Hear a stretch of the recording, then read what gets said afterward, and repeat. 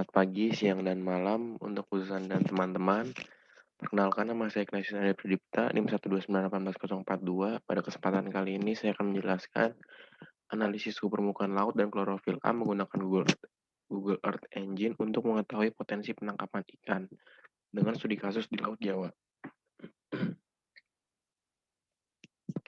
Untuk latar belakangnya, teknologi penginderaan jauh atau remote sensing dapat digunakan untuk menentukan posisi potensi daerah dan waktu penangkapan ikan dengan mengidentifikasi beberapa indikator tingkat kesuburan perairan dan kelimpahan makan bagi ikan. Beberapa parameter yang sering digunakan sebagai indikator adalah suhu permukaan laut dan klorofil A. Dengan menggunakan teknologi penginderaan jauh atau remote sensing, dapat dianalisis secara spasial variabel tertentu. Misalnya suhu permukaan laut atau klorofil A. Dengan menggunakan teknologi penginderaan jauh atau remote sensing, tentu akan lebih mudah dalam mengumpulkan data secara spasial dan temporal dibandingkan dengan jika observasi ke lapangan. Ini adalah daerah kajian yang diambil, yaitu Laut Utara Jawa yang berada di WPPRI 712. Dengan data yang digunakan didapatkan dari situs earthengine.google.com pada Desember 2018 sampai November 2019. Selanjutnya adalah teori dasar. Teori dasar yang pertama itu ada Google Earth Engine. Google Earth Engine atau GEE merupakan sebuah platform berbasis cloud untuk analisis data geospasial terutama data raster. GEE dengan menggunakan Google Cloud Platform mampu memproses geospasial dalam skala yang besar. Dan tidak seperti ArcGIS dan QGIS yang membutuhkan penyimpanan yang besar dalam perangkat, GEE tidak memerlukan penyimpanan yang besar karena platform ini sudah berbasis cloud, sehingga hanya dibutuhkan internet yang stabil dan cepat. Lalu untuk teori dasar yang kedua yaitu suhu permukaan laut. Suhu permukaan laut adalah suhu perairan yang memiliki jarak dekat dengan permukaan lautan. SPL atau suhu permukaan laut merupakan salah satu faktor yang penting bagi kehidupan organisme di lautan, karena suhu memengaruhi baik aktivitas metabolisme maupun perkembangbiakan dari organisme-organisme tersebut. SPL juga digunakan sebagai indikasi penentuan kualitas suatu perairan. Faktor utama yang mempengaruhi suhu permukaan laut adalah intensitas sinar matahari. Lalu teori dasar selanjutnya yaitu klorofil A.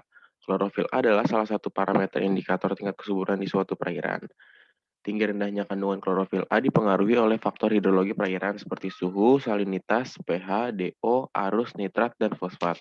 Klorofil A adalah salah satu pigmen fotosintesis yang paling penting bagi organisme yang ada di perairan. Klorofil A termasuk dalam zat hijau daun yang terdapat pada semua tumbuhan dan berperan dalam proses perubahan energi cahaya menjadi energi kimia melalui proses fotosintesis.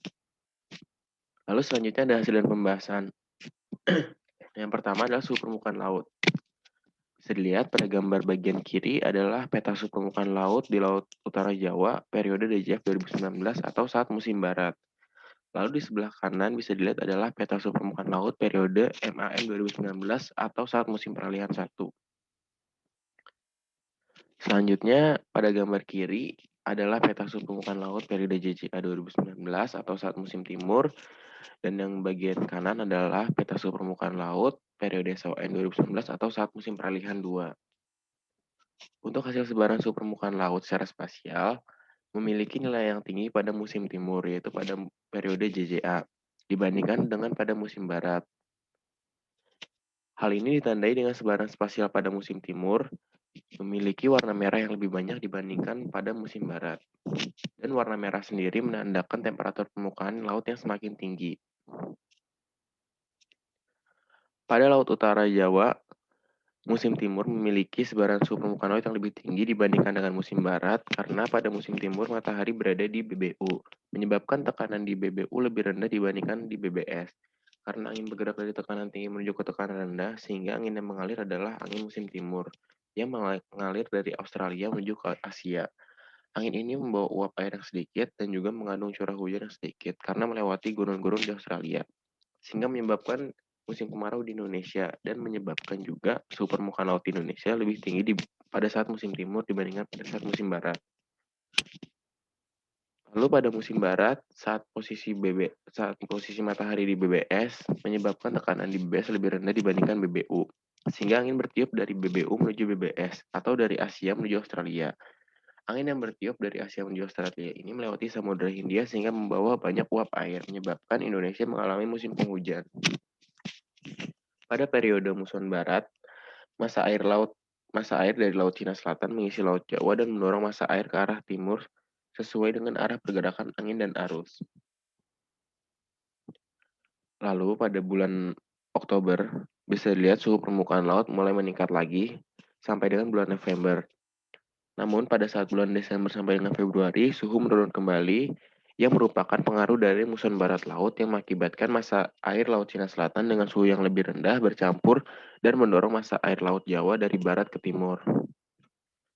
Lalu dapat dilihat pada pesisir yang dekat dengan pulau memiliki nilai suhu permukaan laut yang lebih tinggi dibandingkan di laut lepas, dan ini terjadi di setiap periodenya, baik DJF, MAM, JA, maupun SON. Terjadinya perbedaan distribusi spasial pada suhu permukaan laut dikarenakan pada wilayah pesisir terjadi penurunan penyerapan intensitas cahaya matahari yang menyebabkan suhu permukaan laut pada wilayah pesisir lebih tinggi dibandingkan pada laut lepas.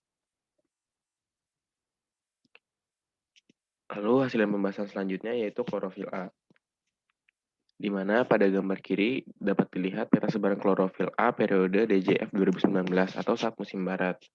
Lalu pada gambar yang kanan peta sebaran klorofil A periode MAM 2019 yaitu saat musim peralihan 1. Lalu selanjutnya untuk gambar yang kiri adalah peta sebaran klorofil A periode JJA 2019 atau saat musim timur. Dan yang gambar kanan adalah peta sebaran klorofil A periode SON 2019 atau saat musim peralihan 2. Konsentrasi klorofil A lebih tinggi di sekitar pantai dan semakin menjauhi pantai kandungan klorofil A semakin menurun. Ini terjadi di setiap periodenya. Bisa dilihat baik di DJF, MAM, JJA maupun SON.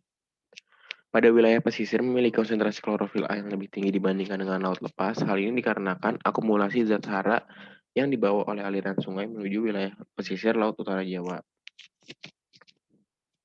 Pada periode DJF dan MAM, yaitu musim barat dan musim peralihan 1, memiliki nilai klorofil A yang tinggi dibandingkan dengan musim timur dan musim peralihan 2.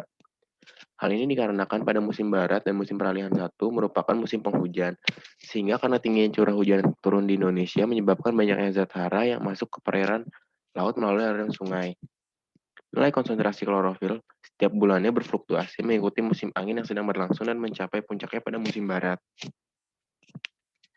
Lalu hubungan antara suhu permukaan laut dengan klorofil A ini adalah semakin tinggi suhu permukaan laut mengakibatkan klorofil A yang semakin tinggi. Hal ini dikarenakan saat suhu permukaan laut tinggi, intensitas matahari juga tinggi, di mana fitoplankton membutuhkan cahaya untuk berfotosintesis. Sehingga ketika intensitas matahari tinggi, kadar fitoplankton juga tinggi.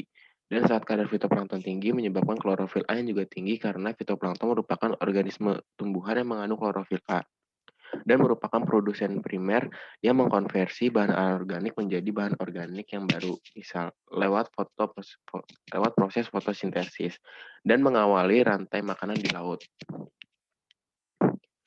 Lalu selanjutnya adalah gambar hasil produksi hasil tangkapan di PPN Pekalongan yang didominasi oleh 5 jenis ikan, yaitu ikan layang, ikan lemuru, ikan tongkol, ikan kembung lelaki, dan ikan tembang. Lalu hasil pembahasan selanjutnya, Laut Jawa merupakan salah satu perairan yang kaya akan potensi ikan pelagis kecil. Menurut Wijo Priyono tahun 2008, pada periode tahun 1999 sampai 2002, sumber daya ikan pelagis di perairan Laut Jawa mengalami variasi dalam sebaran dan kelimpahan menurut musimnya. Musim-musim penangkapan ikan di Laut Jawa dipengaruhi oleh dua massa air yang mendominasi perairan Laut Jawa. Kedua massa air ini berasal dari massa air Laut Cina Selatan dan massa air Laut Flores. Kedua massa air ini memengaruhi pola persebaran parameter oceanografi seperti kandungan klorofil A yang berdampak pada pola musim penangkapan ikan di Laut Jawa. Komoditas tangkapan utama yang didaratkan adalah ikan layang. SPL memiliki pengaruh terhadap nilai catch per unit effort atau CPUI, yaitu sebuah nilai produktivitas suatu alat tangkap yang dapat diduga dengan melihat hubungan antara hasil tangkapan atau catch dengan upaya penangkapan atau effort yang berbeda-beda antara satu ikan dengan ikan lainnya. Untuk ikan layang dan ikan banyar merupakan ikan yang bersifat stenohalin, yaitu ikan yang hidup pada perairan dengan salinitas yang tinggi. Kedua jenis ikan ini hidup optimal pada salinitas perairan yang tinggi. Masuknya massa air yang bersuhu rendah dan bersalinitas tinggi dari Laut Flores dan Selat Makassar pada musim timur ke Laut Jawa membawa dampak terhadap hasil tangkapan kedua jenis ikan ini. Sehingga pada musim timur, ikan layang dan ikan banyar memiliki nilai CPUI yang tinggi. Sebaliknya, pada musim barat ketika salinitas perairan turun, nilai CPUI ikan layang dan ikan banyar akan turun juga. Untuk ikan tongkol, saat SPL naik, nilai CPUI ikan tongkol akan naik. Begitupun sebaliknya saat SPL turun, nilai CPUI ikan tongkol akan turun juga. Ikan lemuru dan ikan tambang merupakan jenis ikan pelagis yang keberadaannya bergantung pada plankton, yang merupakan makanan utama kedua jenis ikan ini. Sehingga dapat dikatakan bahwa ikan lemuru dan ikan tambang kurang bergantung pada SPL. Lalu hasil dan pembahasan selanjutnya, klorofil A pada suatu perairan akan mempengaruhi rantai makanan.